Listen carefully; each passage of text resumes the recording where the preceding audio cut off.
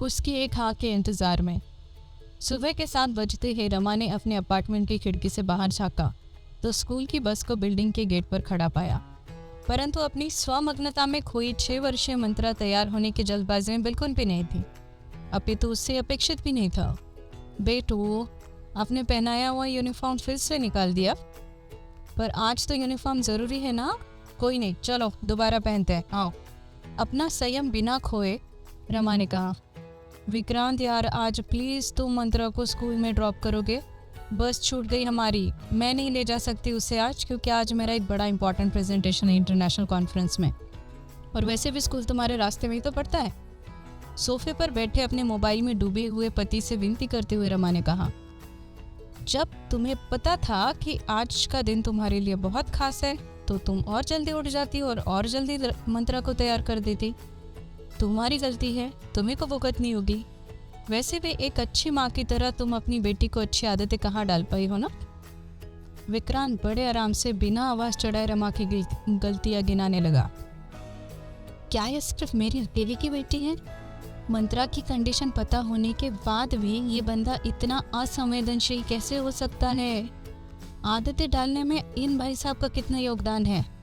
दिन में आधा घंटा भी ये मंत्रा को सह नहीं पाता और मुझे कहता है आत्मक्लेश से कुछ हासिल नहीं होने वाला। ये समझ रमा ने अपनी गति बढ़ाई और खुद की तैयारी में जुट गई।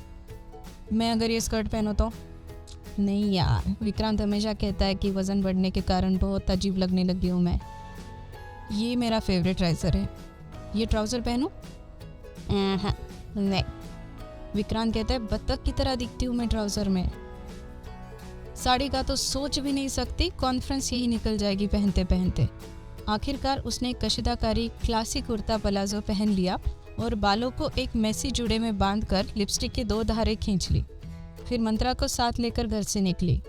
मंत्रा को स्कूल में ड्रॉप किया, तभी कॉन्फ्रेंस पहुंचने में उसको देरी हो चुकी थी। कॉन्फ्रेंस एक 5 स्टार होटल में था। अपना हुलिया ठीक करने वो होटल के वॉशरूम में पहुंची। आईने में अपने आप को देखकर उसे बुरा लग रहा था। एक समय था जब वो कॉन्फिडेंट, स्मार्ट और सेंटर ऑफ अट्रैक्शन हुआ करती थी। अभी उसे विक्रांत का हर एक टॉन्ट सच लगने लगा था। काफ़ी निराश महसूस कर रही थी। घड़ी की तरफ देखा तो भागी दौड़ी वो वॉशरूम से निकली। तभी पुरुष वॉशरूम से निकलते एक नौजवान से टकराई। Oh it's my mistake, I am very sorry. माफ़ी मांगते हुए अपनी नज़र बिना ऊपर उठाए वो वहाँ से भाग खड़ी हुई। यहाँ वो बंदा जिससे वो टकराई थी कंफ्यूज भी था और मुस्कुरा भी रहा था, मानो उसे कोई अपनी प्यारी वस्तु अनपेक्षित रूप से मिल गई हो। कॉन्फ्रेंस हॉल पहुंचते ही रमा ने अपने बॉस धीरज को खोजना शुरू किया। बुफे ब्रेकफास्ट लगा हुआ था और सारे डेलीगेट्स अलग अलग जमावड़ों में ब्रेकफास्ट कर रहे थे। धीरज एक ब्रिटिश डेलीगेट के साथ ब्रेकफास्ट पे कुछ चर्चा करता हुआ रमा को दिखाई दिया। रमा उस ग्रुप में घुसकर सबको अभिवादन करती है और धीरज के बगल में जाकर खड़ी होती है।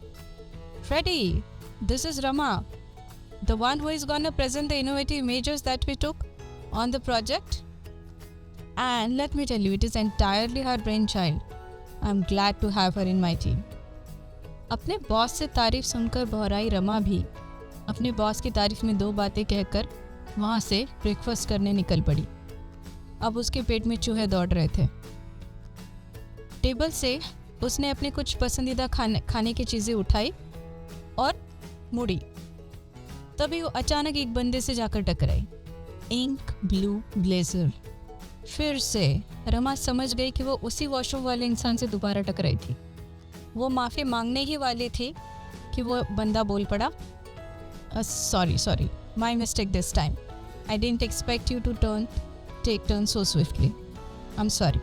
अचंभित रमा फटाफट वहाँ से निकलते हुए एक जबरन स्माइल देके भाग खड़ी हुई। I am better than you, I am superior to you, my genes, my race, my abilities, my looks, my accomplishments, and everything related to me is better than you.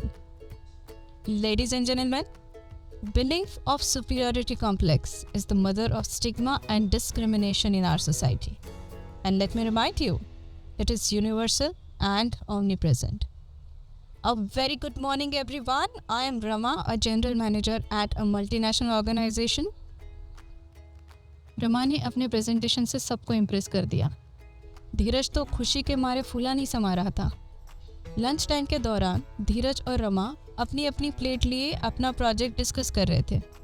तभी वहाँ एक आदमी आके पूछता है, हे धीरज, मे आई जॉइन यू गाइस? अरे आशीष, आओ ना। रमा, आशीष से मिलो, हमारा प्रमुख फंडर है और एक मल्टीनेशनल कंपनी का एशिया पैसिफिक हेड भी। हेलो, रमा ने एक प्रोफेशनल स्माइल देते हुए कहा। रमा के प्रेजेंटेशन से प्रभावित डेलीगेट्स उनके टेबल पर आते जाते रह रहे थे। हर कोई रमा की तारीफ कर रहा था। धीरज और रमा का अभिनंदन भी हो रहा था। वेटर्स हर टेबल पर अलग अलग स्टार्टर्स का ट्रे लेकर घूम रहे थे। कभी पनीर टिक्का आ रहा था तो कभी स्टफ्ड मशरूम। आशीष वहाँ खड़ा ये सब देख रहा था चुपचाप।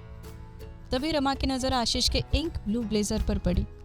हे भगवान, इसका तो मुंह सुबह से 2 बार टूटते टूटते बचा है मुझसे, पर मेरी गलती नहीं है, मैं संयोगवश उससे टकराई। अपने विचारों में डूबी रमा ने वेटर ने लाया हुआ स्टार्टर टूथपिक से उठाकर अपने मुंह में डालने ही वाली थी कि आशीष ने बिजली की रफ्तार से आकर लपक कर रमा का हाथ पकड़ लिया। आर यू लॉस्ट और what? This is a non vegetarian item, chicken tikka it is, कहकर उसने रमा की कलाई अपने और मोड़ी और वो पीस अपने दांतों से हल्के से उठाकर खा गया। ये सब देख रमा गुस्साई भी और हैरानी में भी पड़ गई। इसकी हिम्मत कैसे हुई मेरा हाथ पकड़ने की? कितना बदतमीज बंदा है ये। पर फिर वो आशीष की इस हरकत के पीछे की मंशा के बारे में सोचने लगी। तभी धीरज वहाँ तीनों के लिए पेस्ट्री लेकर पहुँच गया था। रमा एक पीस उठाने लगती है, तभी उसे देखते हुए आशीष कहता है, मुझे लगा तुम जलेबी खाओगी। जलेबी है? मुझे और रमा को तो नहीं दिखाई दी। रमा चलो कमान, जलेबी लाते हैं। दोनों जलेबी काउंटर की तरफ जाकर जलेबी की प्लेट उठाते हैं। चलते चलते धीरज से बातें करती हुई रमा फिर से एक इंसान से टकराने ही वाली होती है कि सामने से जलेबी की काउंटर की तरफ जाता हुआ आशीष तुरंत उस इंसान को हटाता है और एक जलेबी लिफ्ट दुर्घटना रोकता है। तुम अभी भी इतनी गश्त करती रहती हो? कमाल हो यार तुम। अगर उससे टकराती तो जलेबी के तारों से चिपके रहते तुम दोनों। आशीष की बातों में चिंता का सूर था। अभी भी ये एक शब्द रमा के मन में घर कर गया। उसने अभी भी कहा, क्यों? क्या वो मुझे पहले से जानता है? ये नहीं हो सकता, मैंने इस इंसान को आज पहली बार देखा है। और क्या वो ये भी जानता है कि मैं वेजिटेरियन हूँ? क्या मुझे उससे पूछना चाहिए? ये जो भी चल रहा था उससे रमा उलझ सी गई थी। अगला प्रेजेंटेशन शुरू होने की घोषणा होते ही सारे डेलीगेट्स हॉल के अंदर पहुंचकर अपने अपने स्थानों पर स्थानापन्न हुए। प्रेजेंटेशन इंटरेस्टिंग था। ब्रेनस्टॉर्मिंग सेशन में अपने प्रोजेक्ट पर सोच विचार करते हुए चाय पीने रमा अकेली हॉल से बाहर आई। देखा तो चाय का काउंटर अभी तक लगा नहीं था। वो हताश वापस अंदर जा ही रही थी कि आशीष बाहर आया। चाय नहीं आई अभी तक? अपने कमर पर दोनों हाथ रखे काउंटर की ओर देखते हुए रमा की साइड में खड़े होते हुए आशीष ने रमा का विचार चक्र फिर से तेजी से घूमने लगा। कुछ तय करते हुए उसने आशीष से पूछा, तुम जानते थे मैं वेजिटेरियन हूँ जब तुमने मुझे वो पीस खाने से रोका? सुबह से पहली बार था जब रमा ने आंखें उठाकर आशीष की ओर देखा था।